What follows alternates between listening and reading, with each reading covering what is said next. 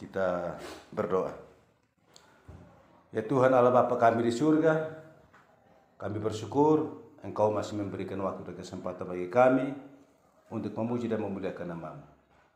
Saat ini kami akan membaca firman-Mu, firman tentang kebenaran. Kiranya kami memohon Engkau curahkan Roh Kudus-Mu, biar Roh Kudus-Mu menuntun kami semua. Jadikanlah kami sebagai pendengar dan pelaku firman, biar dapat kami laksanakan dalam kehidupan kami sehari-hari. Kami tidak takut, kami tidak ragu, karena kami yakin dan percaya Tuhan Yesus, Bapa di surga selalu menghibur kami dan menolong kami. Terima kasih Tuhan Yesus, ampuni kami semua, dan sertalah kami senantiasa. Amin. Baik, firman yang kita peroleh pada malam hari ini terambil dari surat Yohanes yang pertama. Surat Yohanes yang pertama, pasal 1 ayat yang ke-9. Saya ulangi, firman yang kita peroleh pada malam hari ini terambil dari surat Yohanes yang pertama, pasal 1 ayat yang ke-9. Perikopnya, Allah adalah terang. Di ayat yang ke-9 berbunyi demikian: jika kita mengaku dosa kita, maka Ia adalah setia dan adil, sehingga Ia akan mengampuni segala dosa kita dan menyucikan kita dari segala kejahatan. Demikian firman Tuhan yang kita peroleh pada malam hari ini, yang dikatakan berbahagia orang yang mendengar firman Tuhan, memelihara dalam hati, dan melaksanakan dalam kehidupan kita sehari-hari.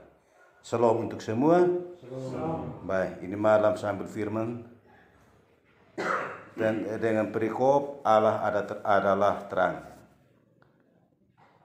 Ini malam sambil firman dalam surat Yohanes pertama, pasal 1 ayat yang ke-9. Di ayat yang ke-9 ini firman yang akan kepada kita. Jika kita mengaku dosa kita, maka Ia adalah setia dan adil. Dalam menghadapi masalah semua ini, kita harus mengaku kesalahan kita, mengaku dosa kita. Kita harus tahu bahwa kita semua orang berdosa. Kita semua orang bersalah. Mengaku kita pun kesalahan yang telah kita perbuat selama ini, mengaku kesalahan yang kita perbuat sesuai dengan masalah yang dihadapi masing-masing, kita serahkan kepada Tuhan. Yang namanya kita mengaku berarti kita harus menyesali perbuatan. Menyesali perbuatan dan tidak mengulangi lagi itu perbuatan. Itu namanya kita mengaku. Jadi kalau kita sudah mengaku tapi di kemudian hari kita masih ada dalam masalah yang sama, kita masih berbuat masalah yang sama, berarti kita belum menyesali kita punya perbuatan. Kalau kita sudah dapat pertobatan, maka Tuhan akan selalu tuntun kita dalam hidup. Dalam hidup ini siapa mau untuk dapat masalah? Pasti tidak ada. Dalam kita pun pikiran saya yakin tidak ada yang berpikiran untuk dapat masalah. Tapi karena apa? Kita pun tubuh ini lemah. Kita pun daging ini lemah. Di saat kita melihat sesuatu, kita pun daging ini memberontak. Kita pun tubuh memberontak sendiri. Katakan, kita minum lihat sopi. Secara roh kita tidak mau minum. Tapi karena kemauan daging tinggi. Pengaruh karena pergaulan, pengaruh lingkungan, pengaruh kawan, terakhir apa? Kita diajak untuk minum, kita minum. Di saat kita minum, kita bisa jatuh ke dalam masalah. Ada contoh lagi, katakanlah tentang hal uang. Kita mau supaya memperoleh hasil yang besar, memperoleh untuk uang yang besar, tapi kita tidak imbangi dengan pekerjaan. Yang pada akhirnya, apa yang kita inginkan jadi sumber masalah untuk kita. Dalam hal kasus pelecehan anak di bawah umur juga begitu. Karena kemauan kita tinggi. Di saat kita berbuat, kita tidak berpikir. Kita tidak berpikir bahwa apa yang kita buat ini salah atau benar. Ya dalam kita pun pikiran kita hanya berpikir, nanti aman, nanti beres. Tapi pada ujung-ujungnya apa? Diproses sesuai dengan hukum. Tapi kita jangan terlena dengan keadaan yang ada. Dengan adanya masalah yang kamu hadapi semua saat ini, kamu jangan kecil hati lagi.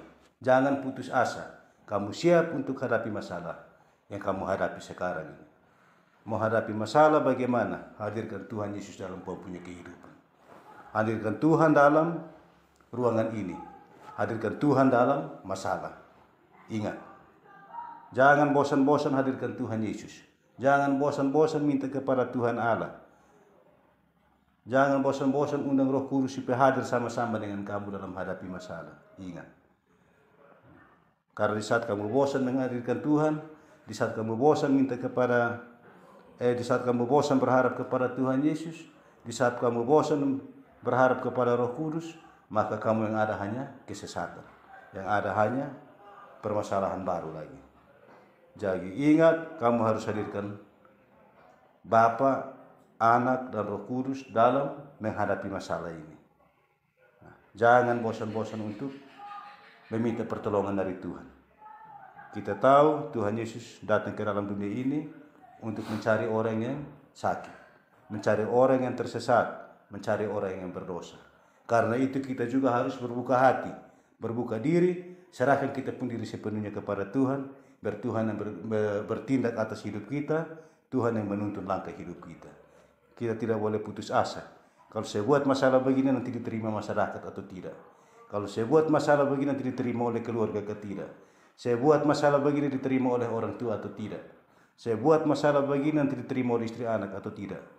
Kita jangan putus asa. Yang penting kita harus mau berubah. Ingat, kita harus mau berubah, maka kita akan diterima oleh semua orang.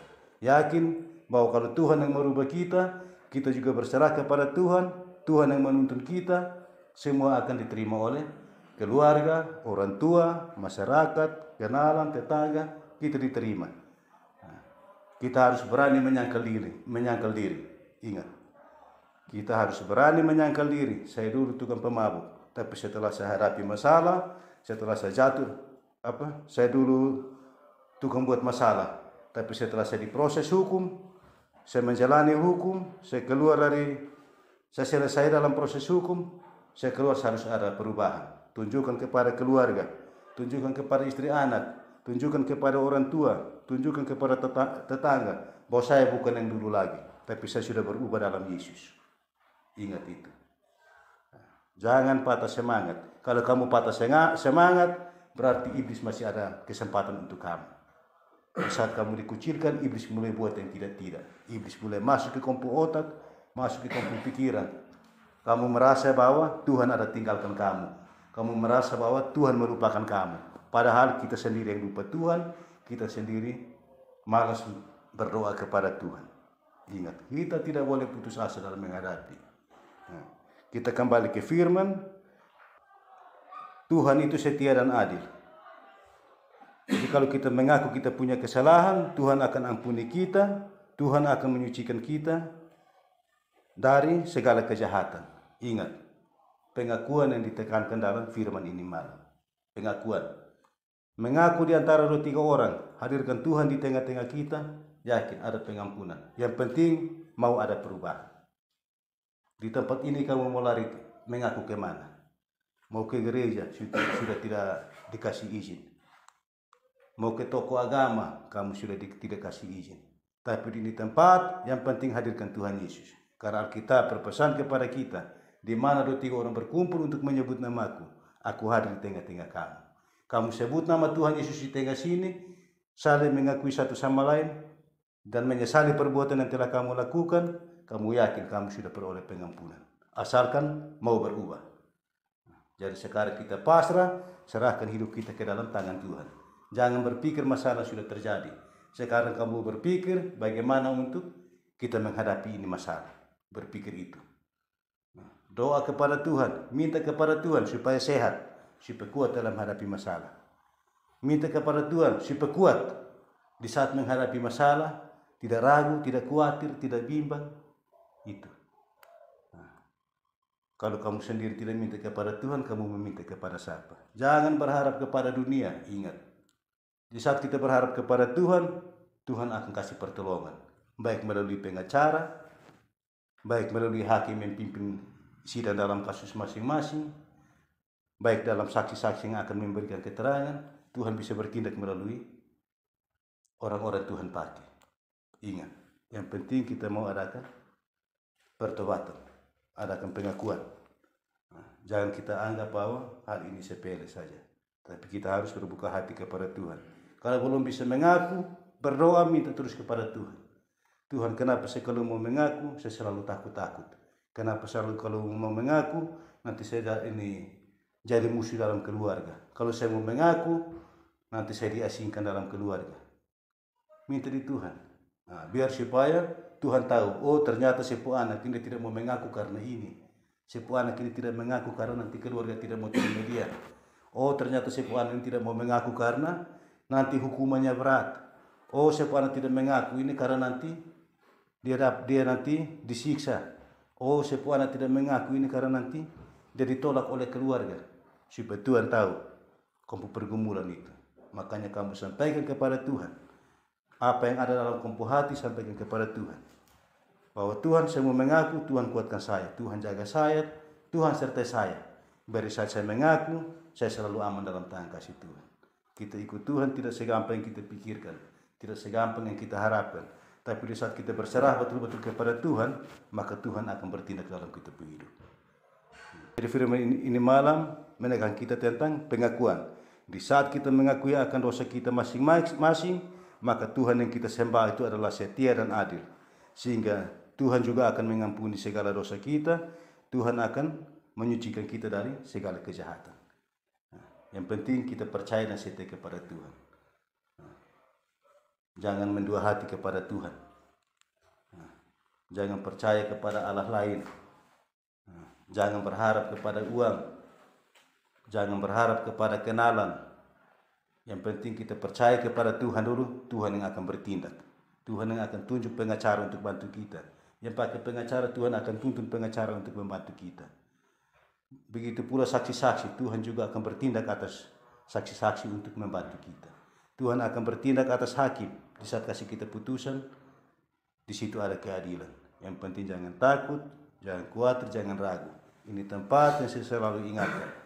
Ini tempat bukan tempat untuk dihukum. Ini tempat untuk memperbaiki kita pun diri. Ingat, kalau kamu menganggap bahwa ini tempat-tempat dihukum, kamu akan stres sendiri, kamu akan pikiran. Kamu merasa semua yang makanan tidak enak, semuanya di sini tidak baik. Tapi kalau kamu tahu ini tempat untuk memperbaiki kamu hidup, tempat untuk memperbaiki kamu masalah, tempat untuk memperbaiki kamu keadaan, pasti di sini yang ada hanya sukacita dan damai sejahtera. Yang penting ingat yang selalu saya pesan, jangan lupa tekun dalam doa. Jangan lupa tekun dalam membaca firman. Jangan lupa tekun dalam beribadah. Jangan lupa tekun dalam menyanyikan lagu pujian. 4 hal ini harus kamu lakukan. Sedangkan untuk persembahan, kamu di sini dalam keadaan susah, kamu persembahan hanya kamu tubuh dan kamu roh. Tidak ada persembahan untuk persembahan lain, hanya tubuh dan roh yang kamu persembahkan kepada Tuhan. Jadi kalau mau kasih persembahan untuk Tuhan berupa tubuh dan roh, harus mengaku dosa kita. Supaya di saat kita diampuni, di situ Tuhan menerima persembahan kita, yaitu tubuh dan roh kita diterima di dalam Tuhan. Ini firman yang saya bawa untuk ini malam, kiranya dapat bermanfaat bagi kita semua dan dapat kita jalankan dalam kehidupan sehari-hari. Amin.